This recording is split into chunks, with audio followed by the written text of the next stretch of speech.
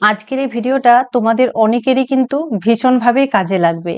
আমরা spoken English যে শিখছি, সেই স্পোকেন ইংলিশের জন্যই আজকে একটা রুল জেনে নেব।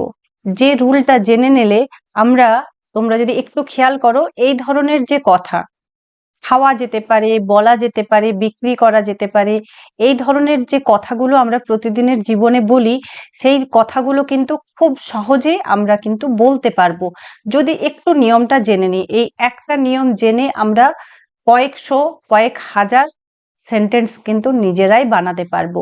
তো তাই বলবো, পুরোটা দেখে নাও, পুরো ভিডিওটা দেখো এবং নিয়মটা একটুখানি বুঝে নাও। আর দেখো, তারপর ম্যাজিকের মতো তোমরা কিন্তু ইংরেজিতে খুব সহজেই কথা বলতে পারবে। তো চলো ক্লাসটা শুরু করি, পুরোটা স্কিপ না করে দেখো। তো যেটা জানবো সেটা হলো, কোনো কিছু করা যেতে পারে বা যেতে পারে না, এই ধরনের যে কথাগুলো আমরা বলি, সেই কথাগুলো আমরা কিভাবে বলবো বা কোন নিয়ম মেনে সেন্টেন্সটা তৈরি করব। তো দেখো, করতে পারা, এটার ইংরেজি আমরা প্রত্যেকেই জানি। করতে পারার ইংরেজি হলো ক্যান। ঠিক আছে, CAN, ক্যান মানে হলো করতে পারা। তো যদি একটু লক্ষ্য করো, কোনো কিছু করা যেতে পারে, তো তখন এই যে কোনো কিছু করা যেতে পারে, যখন আমরা এই সেন্স পাবো কোনো সেন্টেন্সে, তখন আমরা বলবো ক্যান বি। ঠিক আছে, ক্যান বি। আর করা যেতে পারে না, পারে না নেগেটিভ, তো সেক্ষেত্রে আমরা জাস্ট ক্যান নট বি এটা ইউজ করব। এই সেন্স যদি থাকে সেন্টেন্সের মধ্যে, তাহলে আমরা বলবো ক্যান নট বি, বা এটাকে আমরা যদি শর্ট ফর্মে লিখি তাহলে লিখবো কান্ট বি। ঠিক আছে, ক্যান নট, এটা কিন্তু আমরা লিখতে পারি কান্ট বি। তো কান্ট বি অর্থাৎ যখন যেতে পারে না, এই সেন্স থাকবে সেন্টেন্সের মধ্যে। আর যেতে পারে যখন এই সেন্স থাকবে, তখন আমরা বলবো ক্যান বি। এবার কি, ক্যান বি যখন আমরা ইউজ করব can be or can not be, can't be, এই যে ওয়ার্ডগুলি, এই ওয়ার্ডগুলি যখন আমরা ইউজ করব, তার সাথে আমাদেরকে অবশ্যই ইউজ করতে হবে ভার্বের V3 ফর্ম, অর্থাৎ পাস্ট পার্টিসিপল ফর্ম। এই রিলেটেড ভিডিও কিছু আপলোড করেছি, আর তোমরা যারা ভিডিওগুলো মিস করেছো একবার দেখে নিও। ভার্বের কিন্তু 3টি রূপ আমাদের জানা ভীষণভাবে দরকার, যদিও ভার্বের 5টা রূপ দেখা যায়, V1, V2, V3, V4, V5। তো দেখো, আমরা যে সমস্ত ক্রিয়া বা ভার্ব, এইগুলোকে আমাদের প্রতিদিনের জীবনে কিন্তু ইউজ করতেই হয়। তো তার 3টে রূপ আছে, প্রেজেন্ট, পাস্ট, পাস্ট পার্টিসিপল। তো এই ধরনের কথার ক্ষেত্রে, যেমন হ্যাঁ, এটা নেওয়া যেতে পারে, বা এটা বিক্রি করা যেতে পারে, বা এটা বলা যেতে পারে, যদি একটু লক্ষ্য করো, এই ধরনের কথা কিন্তু আমরা প্রচুর বলি, তাই না?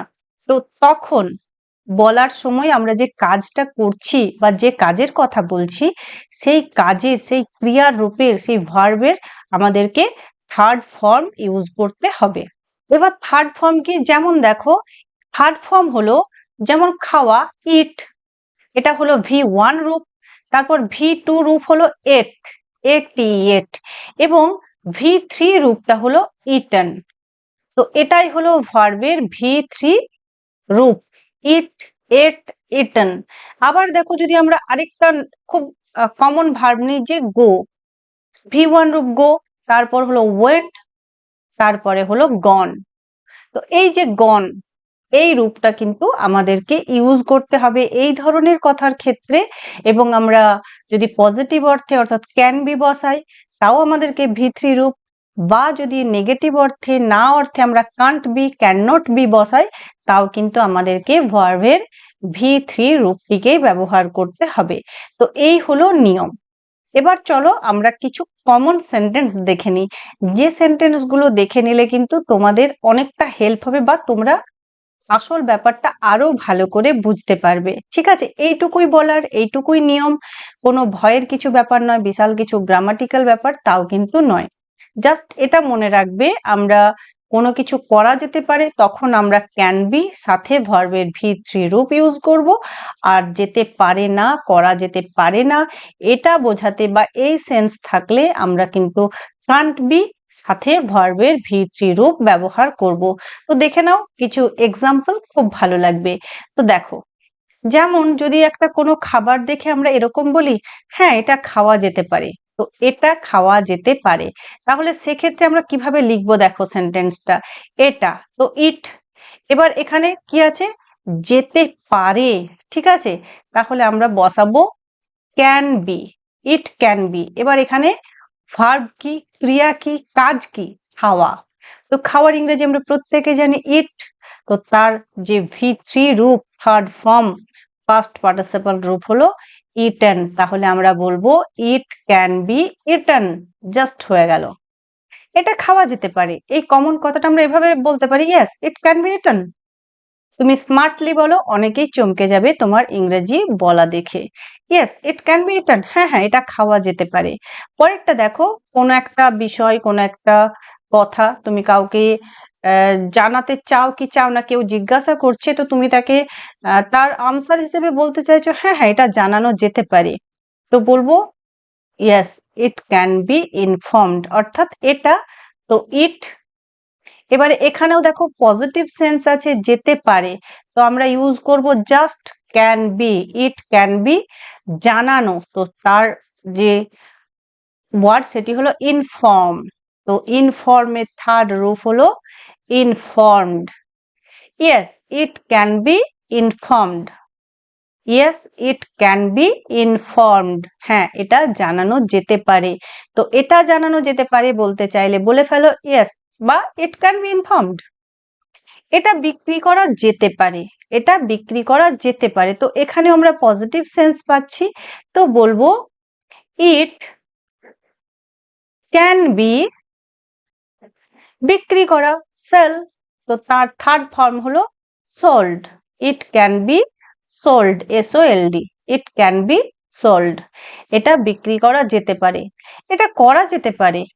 কোনো একটা বিষয়, কোনো একটা জিনিস তুমি কাউকে বলছো এটা করা যেতে পারে, তো এটাও দেখো পজিটিভ সেন্স আছে, তো বলবো it can B, it can B, এখানে সিম্পল করা, তো ডু ভার্বের থার্ড ফর্ম হলো ডু, ডিড, ডান, তো ইট ক্যান বি ডান, হ্যাঁ এটা করা যেতে পারে, ইট ক্যান বি ডান। আমরা ক্যাজুয়ালি স্মার্টলি কিন্তু এরকম বলতে পারি। পরেরটা দেখবো, এটা অন্তর্ভুক্ত করা যেতে পারে, অন্তর্ভুক্ত করা যেতে পারে, তো কি বলবো, ইট ক্যান বি,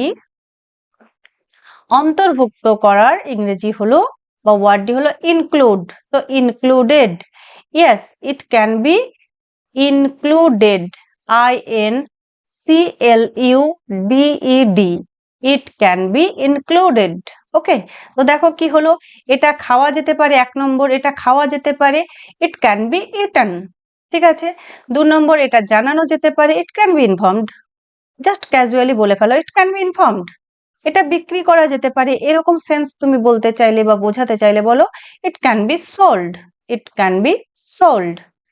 এটা করা যেতে পারে, এই সেন্সটা যে তুমি যদি এরকম কোনো কথা বলতে চাও তাহলে বলো ইট can be done, it can be done, এটা করা যেতে পারে, এটা অন্তর্ভুক্ত করা যেতে পারে, ইট can be included, it can be included, it can be included, অর্থাৎ এটা অন্তর্ভুক্ত করা যেতে পারে।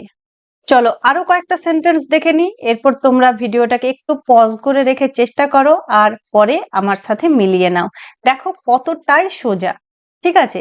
তো দেখো এটা নেওয়া যেতে পারে, দোকানে গেছো, কাউকে তুমি জিজ্ঞাসা করছো কোন একটা ড্রেস দেখিয়ে যে এটা কি নেওয়া যেতে পারে, তো সে হয়তো বলছে okay it can be taken, it can be taken, তো তুমি কি বুঝবে, এটার অর্থ হলো হ্যাঁ এটা নেওয়া যেতে পারে।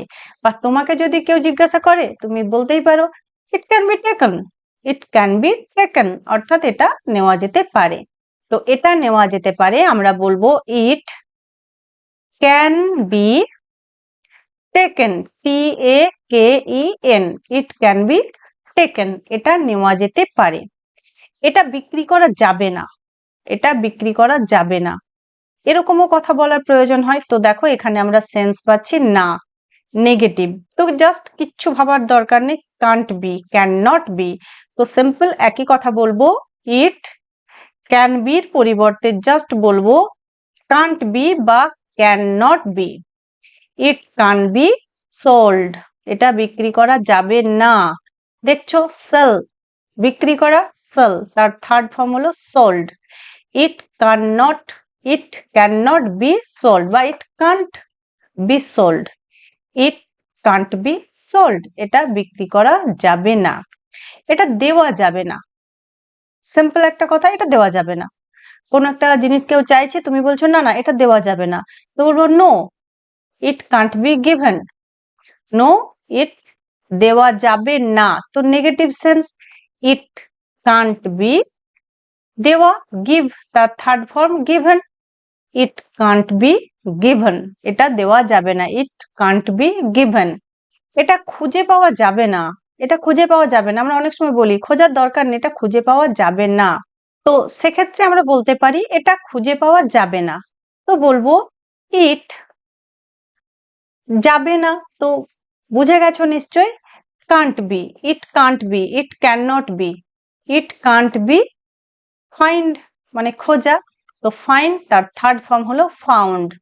ইট কান্ট বি ফাউন্ড, FOUND, এটা খুঁজে পাওয়া যাবে না। ইট কান্ট বি ফাউন্ড, এটা খুঁজে পাওয়া যাবে না। পরেরটা দেখো, এটা লেখা যেতে পারে, এটা লেখা যেতে পারে। তো এখানে আবার কিন্তু আমরা পজিটিভ সেন্স পাচ্ছি। তো বলবো ইট ক্যান বি, এক্ষেত্রে কিন্তু আর নট কথাটা থাকবে না। ইট ক্যান বি লেখা। তো রাইট মানে লেখা, আমরা প্রত্যেকেই জানি, তার থার্ড ফর্ম হলো রাইট ভার্বের থার্ড ফর্ম হলো রিটন। তো it can be written, WRITTEN, it can be written, write, wrote, written. তো ইট ক্যান বি রিটেন অর্থাৎ এটা লেখা যেতে পারে।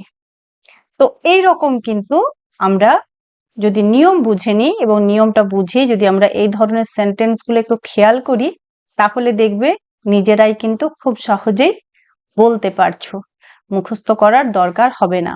তো দেখো এটা নেওয়া যেতে পারে, কি বলবো, it can be taken, it can be taken.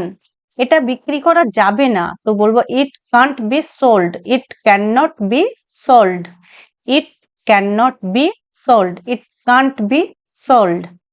এটা দেওয়া যাবে না, এটা দেয়া যাবে না, ইট can't be given, it can't be given, it can not be given, it not be given, it can't be given, আমরা এরকম ক্যাজুয়ালি বলতে পারি।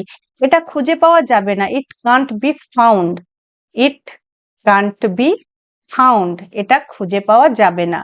এটা লেখা যেতে পারে, ইট ক্যান বি রিটেন, এটা লেখা যাবে না, it can not be written, it can not be written, এটা লেখা যাবে না। তো দেখছো কতটাই সোজা। আশা করছি এই যে 10টা সেন্টেন্স তোমাদেরকে জানালাম, এই 10টা সেন্টেন্স জেনে নেওয়ার পর তোমরা কিন্তু খুব সহজে এই ধরনের সেন্টেন্স কিন্তু নিজেরাই বানাতে পারবে। তো চলো, আজকে তোমরা কতটা বুঝতে পারলে আর ভিডিওটা তোমরা কতটা মন দিয়ে দেখেছো সেটা জানার জন্য আমার তরফ থেকে কয়েকটা তোমাদেরকে করতে দেওয়া রইলো। তোমরা অবশ্যই এইগুলোকে করো এবং আমাকে কমেন্ট সেকশনে লিখে পাঠাও। ঠিক আছে, দেখবো তোমরা কতটা কিভাবে আয়ত্ত করতে পারলে। তো এইভাবেই আমরা একটু একটু করে শিখতে থাকবো, জানতে থাকবো। আজকের ভিডিওতে এইটুকুই। ভালো লাগলে লাইক করো, শেয়ার করতে পারো। আর হ্যাঁ, যদি নিউ হয়ে থাকো, নতুন হয়ে থাকো আমার চ্যানেলে, যদি মনে হলো চ্যানেলের ভিডিওগুলো তোমাদের কাজে লাগবে, তো আরো ভিডিও দেখার জন্য চ্যানেলটিকে সাবস্ক্রাইব করে রাখো। আর পেজে দেখে থাকলে, ফেসবুক পেজে দেখে থাকলে বলবো পেজটিকে একটু ফলো করতে থাকো, এইভাবে সহজে একটু একটু করে অনেকটা শেখার জন্য। আজ এইটুকুই। সবাই খুব ভালো থেকো, সুস্থ থেকো। আর হ্যাঁ, এই যে তোমাদেরকে যেগুলো লিখতে দিলাম অবশ্যই কিন্তু কমেন্ট সেকশনে লিখে জানাও।